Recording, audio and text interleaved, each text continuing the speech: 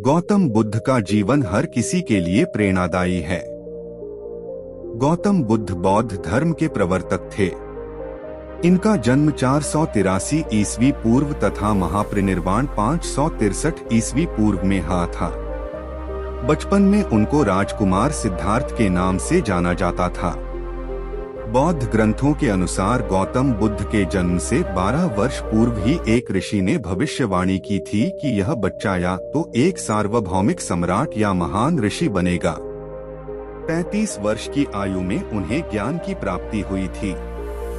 वह संसार का मोह त्याग कर तपस्वी बन गए थे और परम ज्ञान की खोज में चले गए थे। आइए आज हम आपको सिद्धार्थ के महात्मा बुद्ध बनने तक के सफर के बारे में बताते हैं। जन्म काल। बुद्ध का गोत्र गौतम था। बुद्ध का वास्तविक नाम सिद्धार्थ गौतम था। उनका जन्म शाक्य गणराज्य की राजधानी कपिलवस्तु के निकट लुम्बिनी में हुआ था। बुद्ध के जन्म के 7 दिन के भीतर ही उनकी माता का देहांत हो गया था।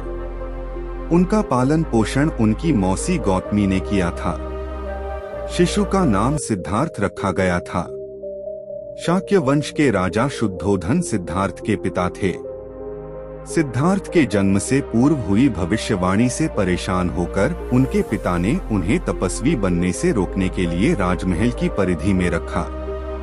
गौतम राजसी विलासिता में पले बढ़े। बाहरी दुनिया से आक्रांत नृत्य करने वाली लड़कियों द्वारा मनोरंजन, ब्राह्मणों द्वारा निर्देशन और तीरंदाजी, तलवारबाजी, कुश्ती, तैराकी और दौड़ में प्रशिक्षित किए गए थे। कम उम्र में ही उनका विवाह राजकुमारी यशोधरा से करा दिया गया। दोनों का एक पुत्र भी हुआ जिसका नाम राहुल था। सिद्धार्थ बचपन से ही अत्यंत करुण हृदय वाले थे। वह किसी का भी दुख नहीं देख सकते थे। इतने प्रयासों के बाद भी 21 वर्ष की आयु में उनकी अपने राज्य कपिलवस्तु की गलियों में उनकी दृष्टि 4 दृश्यों पर पड़ी। ये दृश्य थे एक वृद्ध विकलांग व्यक्ति, एक रोगी, एक पार्थिव शरीर और एक साधु। इन 4 दृश्यों को देखकर सिद्धार्थ समझ गए थे कि सबका जन्म होता है, सबको बुढ़ापा आता है, सबको बीमारी होती है और एक दिन सब मृत्यु को प्राप्त होते हैं। इससे व्यथित होकर उन्होंने अपना धनवान जीवन, अपनी पत्नी, पुत्र एवं राजपाट का त्याग करते हुए साधु का जीवन अपना लिया और जन्म, बुढ़ापा, दर्द, बीमारी और मृत्यु से जुड़े सवालों की खोज में निकल गए। ज्ञान की प्राप्ति। सिद्धार्थ ने अपने प्रश्नों के उत्तर ढूंढने शुरू किए। समुचित ध्यान लगा पाने के बाद भी उन्हें इन प्रश्नों के उत्तर नहीं मिले। फिर उन्होंने तपस्या भी की लेकिन अपने प्रश्नों के उत्तर नहीं मिले। इसके बाद कुछ और साथियों के साथ अधिक कठोर तपस्या प्रारंभ की।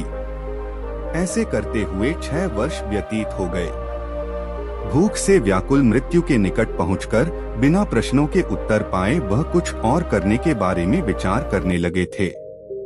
एक गांव में भोजन की तलाश में निकल गए, फिर वहां थोड़ा सा भोजन ग्रहण किया।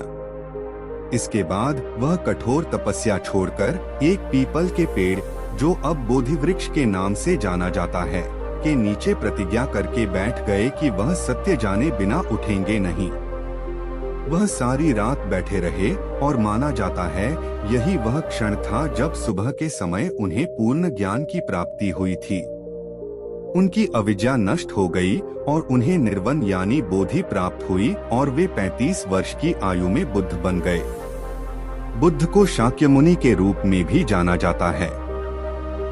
7 हफ्तों तक उन्होंने मुक्ति की स्वतंत्रता और शांति का आनंद लिया। प्रारंभ में तो वह अपने बोधि के बारे में दूसरों को ज्ञान नहीं देना चाहते थे। बुद्ध का मानना था कि अधिकांश लोगों को समझाना बहुत मुश्किल होगा। मान्यता है कि बुद्ध को स्वयं ब्रह्मा जी ने अपने ज्ञान को लोगों तक पहुंचने का आग्रह किया था, फिर वह इस पर सहमत हो गए। इस तरह उन्होंने अपना पहला धर्मोपदेश उत्तर प्रदेश के वाराणसी के पास सारनाथ में अपने पहले मित्रों को दिया था।